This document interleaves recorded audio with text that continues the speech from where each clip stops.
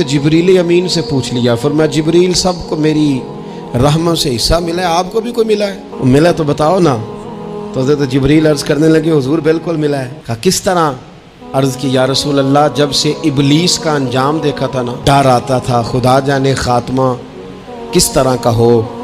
लेकिन जब आप आए, कुरान आया और कुरान में हज़रत जिब्रील का जिक्र आया तो फरमाते हैं मैं समझ गया, अब अल्लाह ने करम कर दिया है, अब तय कर दिया है कि जिब्रील अमीन अलैहिस्सलाम के जो एजाज़ात हैं वो हमेशा एजाज़ ही रहेंगे।